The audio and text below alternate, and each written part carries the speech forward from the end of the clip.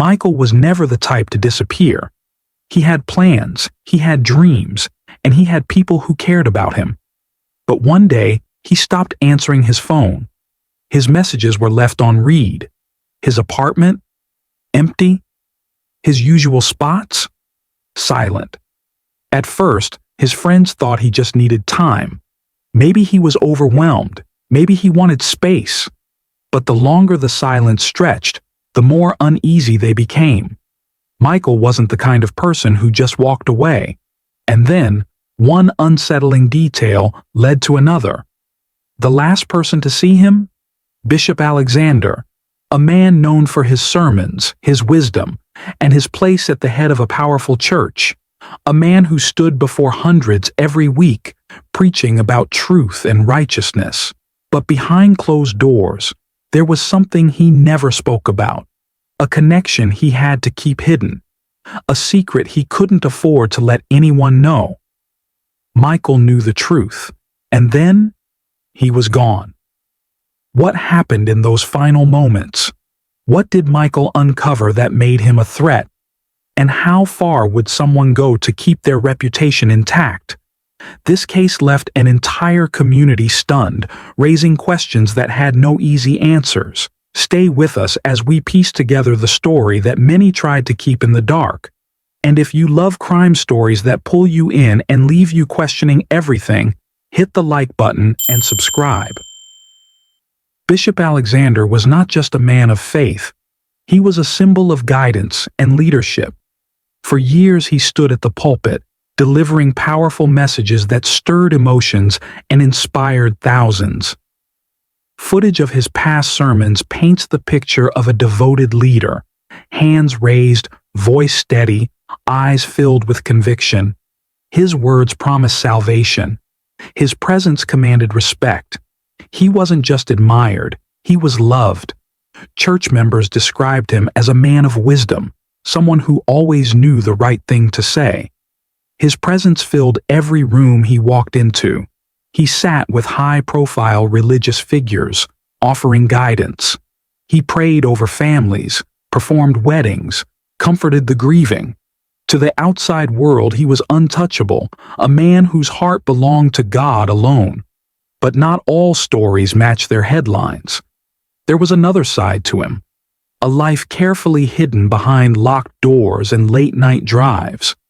A truth that could never be spoken out loud. Bishop Alexander had spent years preaching about righteousness, about self-control, about the dangers of temptation. But behind the walls of his private residence, he lived a reality that contradicted every word he spoke on Sundays. His secret began with a single encounter, a moment that should have been fleeting, but instead, it became something much deeper. Michael was different from anyone he had ever met. He was young, free-spirited, someone who carried life in his eyes and never apologized for who he was. They met in a place where neither of them should have been, a setting far from the church's watchful gaze. Some say it was a chance meeting, others believe it was intentional. But whatever it was, it became the start of something neither of them could walk away from. In the beginning, secrecy was easy. A world of stolen glances, whispered phone calls, late-night meetings where they could exist without judgment. But secrecy has a way of suffocating love. And for Michael, hiding in the shadows was never part of the plan. Over time, their meetings became more frequent. Michael wanted more. He wanted recognition, honesty, a future where he wasn't just a secret. But Alexander knew what was at stake. If the truth came out, his entire world would come crashing down. His congregation would turn against him. Everything he built would be reduced to nothing. So he made promises. Soon. Not yet. Just a little longer. Promises that held Michael in place until he couldn't take it anymore. Then everything changed. Michael had been patient. He had listened. He had believed. But patience fades when it feels like a lie. One night, after another whispered argument, Michael made a decision. If Alexander wouldn't give him a future, He would find one on his own. He wasn't going to be a secret forever, and just like that, the dynamic shifted. Michael started acting differently. He pulled away. He stopped answering messages as quickly. He talked about moving on, about finding someone who wouldn't hide him like a shameful secret. And for the first time, Bishop Alexander felt something he wasn't used to: fear. Fear of losing him. Fear of exposure. Fear of everything falling apart. Then, Michael did something unexpected. Something Alexander never thought he would do. He gave an ultimatum. No more waiting. No more silence. No more hiding. Either Alexander came forward about their relationship, or Michael would do it for him. The words hit like a storm, leaving destruction in their wake. Michael had no idea. He had just sealed his fate. From the moment Michael spoke those words, everything changed. The calls from Alexander became more desperate. His phone felt heavier in his hands, the weight of every message pressing against his chest. Had someone seen them? Were the whispers in the church about more than just leadership? Every glance felt suspicious. Every nod from a church elder seemed colder. Was his assistant hesitating before speaking to him? Had someone already found out? Paranoia crept in like a slow poison. His mind played out the worst scenarios: confrontations, public disgrace, people turning away from him in disgust. He had built everything on a foundation of trust, and now it was slipping through his fingers. Sleep became impossible. He lay awake, staring at the ceiling, his mind replaying every conversation with Michael, every risk he had taken. He stopped eating properly, barely touching the meals brought to him. His sermons became strained, his voice a little too tight, his hands gripping the pulpit a little too hard. The fear consumed him. And then, one night, as he sat alone in his car, parked in an empty lot, gripping the steering wheel until his knuckles turned white, a single thought entered his mind. A thought he had never allowed himself to consider before. What if there was only one way out? The night was cold, silent, unnervingly still. A dim glow from a street lamp flickered outside as Michael approached the entrance of the secluded house, a place where secrets had been kept, where whispered confessions had been exchanged, and where their world had always existed in the shadows. He had been here before, many times, but this time was different. This wasn't a meeting for stolen moments of passion. This wasn't a night for hushed promises or shared fears. Michael had made up his mind. He knocked twice, then stepped back, shoving his hands into his pockets. His heart pounded. His breath came unevenly. He had told himself he wouldn't let Alexander manipulate him again. There would be no more waiting, no more pretending. If Alexander didn't make a decision tonight, then he would make it for him. Inside, Alexander hesitated before opening the door. His stomach churned, his thoughts a tangled mess of fear and desperation. He had spent the entire day rehearsing excuses, trying to come up with something, anything, that would make Michael change his mind. But when he pulled open the door and saw Michael standing there, eyes full of determination, jaw tight with frustration, he knew that words wouldn't be enough. Michael stepped inside without an invitation. The door shut behind him, and everything that followed was inevitable. The tension in the room was suffocating. Michael wasted no time. His voice was sharp, cutting through the air like a blade. He had been patient for too long, and tonight he wanted answers. No more excuses, no more delays. Either Alexander was going to stand by him, or this secret would no longer be his burden to bear alone. Alexander tried to keep his voice calm, tried to explain why things had to stay the way they were, but Michael wasn't listening anymore. He was done listening. The argument escalated quickly. Accusations flew back and forth. Michael called him a coward. Alexander called him reckless. Michael stepped closer, eyes burning with frustration. He told Alexander that he was done being his secret. He was tired of being hidden away while Alexander stood in front of the world, pretending to be someone he wasn't. He wanted freedom. He wanted truth. And if Alexander wasn't going to give it to him, then maybe the world deserved to know. A chill ran through Alexander's body. Michael was serious. This wasn't a bluff. This wasn't a threat. Michael was ready to walk away, ready to destroy everything Alexander had built. And in that moment, something inside Alexander snapped. It happened fast. Too fast. 1 second, Michael was standing there, speaking, hands gesturing in frustration. The next, Alexander lunged forward, driven by something he couldn't control, something that had been building inside him for weeks, months, years. A struggle erupted. Furniture scraped against the floor. A lamp toppled, casting wild shadows across the walls. Michael fought back, pushing, trying to break free. But Alexander's grip was strong, his fear stronger. A gasp, a sharp, desperate inhale. Then, stillness. Silence. The only sound left was Alexander's ragged breathing, his heart pounding in his ears. His hands trembled. His mind raced. Michael wasn't moving. And in that horrifying instant, Alexander understood what he had done. Panic set in. His first instinct was denial. This wasn't real. This wasn't happening. But the weight of what had just occurred was undeniable, and reality came crashing down with unbearable force. This couldn't be the end of everything. He wouldn't let it be. His hands shook as he wiped the sweat from his forehead, stepping back, forcing himself to think. He had to clean this up. He had to fix this.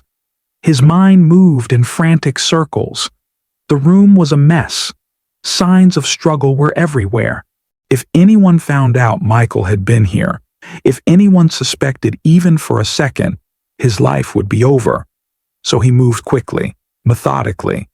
He straightened the furniture, picked up the lamp, checked his own reflection in the mirror, staring at the face of a man he barely recognized. Then he turned to Michael. He needed to make sure no one ever connected this night back to him. And so, he did the only thing he could think of. He erased every trace of it. The first sign that something was wrong came in the form of silence. Michael had always been active, always present. He responded to messages quickly, called his friends often, and made plans without hesitation. But now, nothing. Days passed, and his phone remained eerily quiet. Messages went unread. Calls rang out until they reached voicemail. His friends were the first to notice. At first, they assumed he was just busy or taking some time away, but as the hours turned into days, their concern grew. His family, too, felt something was off. Michael was independent, but he always checked in. He had never simply disappeared before. His mother called, her voice filled with worry. No response. His best friend sent a string of messages, each more desperate than the last. Nothing. Then came the fear, the kind that grips the chest, that whispers in the back of the mind, telling you that something is terribly wrong. And then, the moment of realization, Michael was missing. The police report was filed. It started as a routine case. A young man hadn't been seen or heard from in days. Maybe he had taken off. Maybe he was avoiding someone. But something about this case didn't feel right. His apartment was undisturbed. His car was untouched. His wallet and keys were still where he always left them. There was no sign that he had planned to leave. No indication that he had wanted to disappear. Then came the last known sighting. Surveillance footage showed him walking down a quiet street late at night, his pace steady but purposeful. He was heading somewhere, meeting someone. The timestamp was clear. It was the night he vanished. But after that, nothing. It was as if he had walked off the face of the earth. The investigation quickly led to the last person who had been in contact with Michael, Bishop Alexander. When investigators first reached out, Alexander played the part of a concerned friend. His voice was calm, measured. He told them he hadn't seen Michael in a while, that their last conversation had been brief. He feigned concern, asked if everything was okay, but something in his voice didn't sit right. His words were carefully chosen, too rehearsed. He didn't ask the right questions, not the ones a person would ask if they truly didn't know where someone had gone. And then, the first crack appeared. Phone records. Michael had made several calls that night. The last one? To Alexander. The call had lasted several minutes, long enough for an argument, long enough for a final conversation. Security footage showed Michael near Alexander's residence at an hour when no one else should have been there. The alibi Alexander gave was shaky. He claimed he had been home alone that night, no visitors, no phone calls of importance. But his nervousness betrayed him. His hands fidgeted, his responses became shorter. And then, the forensic team found something, a trace, a small but undeniable piece of evidence, something that couldn't be ignored. Blood, not much, a tiny smear, barely visible, but enough to demand further investigation. And then, everything began to unravel. Days later, the case took a grim turn. A discovery was made. The body was found in a remote location far from the city. Someone had gone through great lengths to ensure it would never be discovered. But nothing stays hidden forever. The condition of the scene raised disturbing questions. It didn't look like a simple tragedy. There were signs of a cover-up, attempts to stage an accident, to erase the truth. But the truth had a way of surfacing. Michael's body told a story of betrayal, desperation, and a moment of unthinkable action. The investigation had only just begun, and Bishop Alexander, his carefully crafted world was crumbling. It happened early in the morning. The world outside was just waking up when law enforcement moved in. The quiet street where Bishop Alexander lived was suddenly flooded with flashing lights, uniformed officers, and the weight of an undeniable truth. Cameras rolled as news stations broke the story, a revered religious leader at the center of a shocking crime. Neighbors peeked through their curtains, whispering in disbelief. Church members arrived, some refusing to believe what they were seeing, others breaking down as reality set in. The man who had stood on the pulpit preaching about morality, the man they had trusted with their confessions and their souls, was now in handcuffs. Inside the house, officers moved with purpose. They searched his study, his bedroom, his personal chapel. Papers were taken, phones and computers confiscated. Every detail of his life was now under scrutiny. Bishop Alexander did not resist. He walked out calmly, hands bound, face unreadable. But behind his composed expression, something deeper stirred: fear, shame, the weight of everything crashing down at once. Outside, the cameras zoomed in, capturing the moment that would become a defining image of his downfall. The world watched as the man who once stood at the altar was now being led away by authorities. The news spread like wildfire. The headlines were relentless: respected bishop arrested in shocking case. A double life exposed. Some refused to believe it. Supporters claimed it was a mistake, an attack against the church. Others distanced themselves, unwilling to be associated with the growing scandal. The church's response was swift but divided. Some leaders stood by him, offering prayers and words of encouragement. Others denounced him, issuing public statements condemning his actions. Faith was shaken. For years people had followed him, trusted him. Now they questioned everything. Who was Bishop Alexander, really? The courtroom was packed. Every seat was taken, every eye fixed on the man sitting at the defense table. The trial was a spectacle, drawing attention from across the country. The prosecution wasted no time. They painted a picture of a man desperate to protect his reputation at all costs. Evidence was laid out: phone records, deleted messages, surveillance footage that placed him at the scene. Witnesses took the stand. Some spoke of his charm, his intelligence, his ability to command a room. Others revealed glimpses of a man who was not as perfect as he seemed, stories of secrecy, whispers of manipulation. And then, the most chilling moment, the forensic evidence. It was undeniable. The defense fought back. They argued that it wasn't premeditated, that it was an accident, that emotions had gotten out of control, that Alexander had never meant for things to end this way. Some jurors seemed to waver. Was it a crime of passion? A moment of panic? Or had it been planned all along? The public held its breath, waiting for the verdict. Would justice be served? Or would power and influence tip the scales? The courtroom had been silent as the verdict was read. Guilty. The words echoed through the halls of justice, sinking into the minds of everyone who had followed the case. Some gasped, others nodded, believing this was the only possible outcome.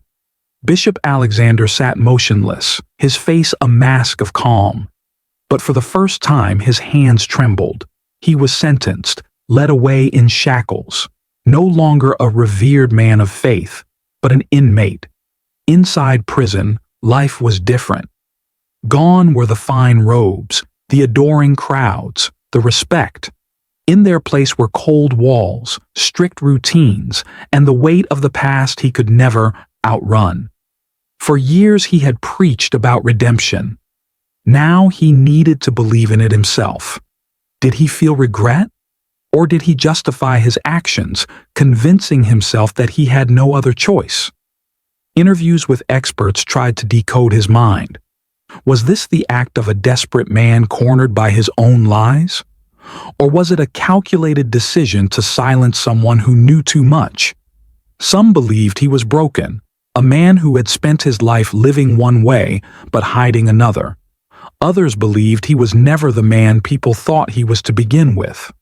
His story became one of caution, a reminder of what people will do to protect their secrets. But the case didn't just end with him.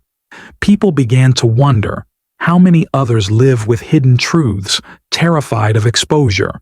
How many other respected figures carried the same weight Alexander had, lying to themselves and the world? It was a question without an easy answer. Because the truth is, secrets don't die in silence. They fester, they grow, and sometimes, when pushed too far, they destroy everything. Do you believe Bishop Alexander would have ever been exposed if things hadn't ended in tragedy? Or would he have continued living his double life, fooling everyone until the very end? Let us know in the comment. If you want more gripping real-life crime stories, don't forget to like, subscribe, and turn on notifications for more true crime stories that will keep you on the edge of your seat.